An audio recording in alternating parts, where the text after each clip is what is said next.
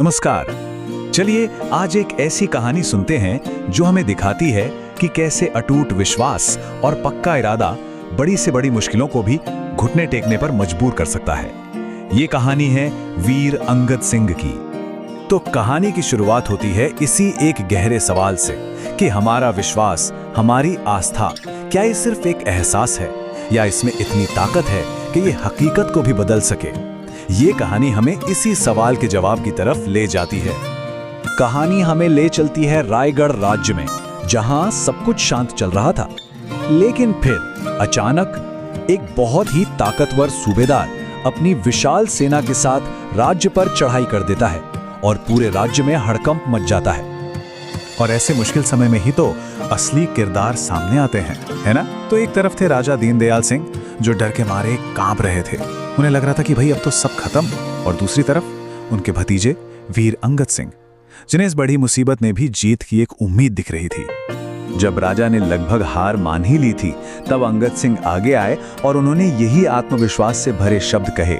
उन्होंने खुद जिम्मेदारी ली कि वो उस सेना को लीड करेंगे जो युद्ध के लिए तैयार भी नहीं थी, क्योंकि उनका मानना था कि हिम्मत संख्या बल से कहीं ज्यादा बड़ी चीज है। और बस युद्ध छिड़ गया। अंगद सिंह की बहादुरी ने तो जैसे पूरी बाजी ही पलट दी। वो अकेले ही दुश्मनों की फौज पर कहर बनकर टूट पड़े और देखते ही देखते उनका सामना हुआ सीधा दुश्मन के कमांडर, वो सूबेदार से। और उस आमने सामने की लड़ाई का नतीजा बिल्कुल वही हुआ जिसका अंगद सिंह को यकीन था। उन्होंने सूबेदार को हरा दिया और उसका वो कीमती रत्नों से जड़ा मुकुट अपने कब्जे में ले लिया। रायगढ़ की जीत हुई थी। इतनी बड़ी जीत के बाद अंगद सिंह ने एक पवित्र संकल्प लिया। उन्होंने फैसला किया कि इस जीत की निशानी यानी उस मुकुट का जो सबसे कीमती हीरा है, उसे वो भगवान जगन्नाथ को अर्पित करेंगे। और यहीं से कहानी एक बिल्कुल नया मोड़ लेती है। तो जंग का मैदान तो जीत लिया गया था, लेकिन असली लड़ाई तो अब शुरू होने वाली थी।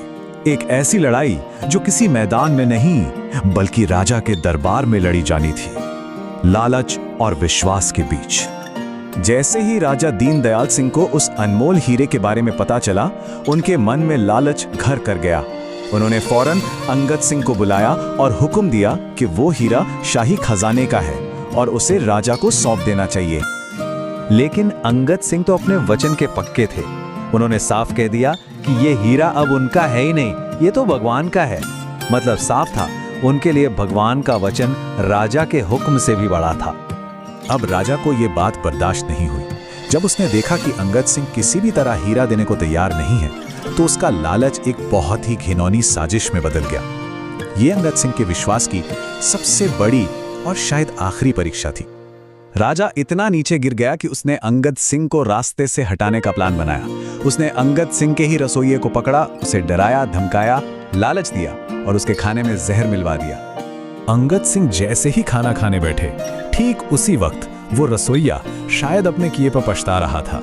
वो दौड़ कर आया और कांपते हुए उसने अंगद सिंह को रोककर राजा की पूरी साजिश का सच उगल दिया।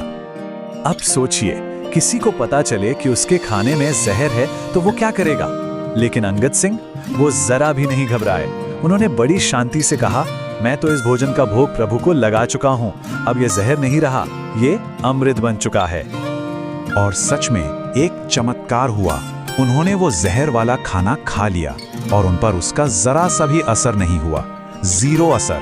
बल्कि कहते हैं कि उन्हें पहले से भी ज्यादा ताकत महसूस होने लगी। ये उनके अटूट विश्वास की जीत थी। इस धोखे के बाद तो अंगद सिंह समझ गए कि अब रायगढ़ में रुकना ठीक नहीं। उन्होंने फैसला किया कि वो अब सीधे भगवान जगन्नाथ के मंदिर जाएंगे और अपना संकल्प पूरा करेंगे। लेकिन लालची राजा इतनी आसानी से कहां हार मानने वाला था।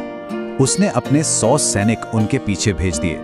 हुक्म साफ था, किसी भी कीमत पर हीरा छीन लो, भले ही अंगद सिंह को मारना क्यों ना पड़े।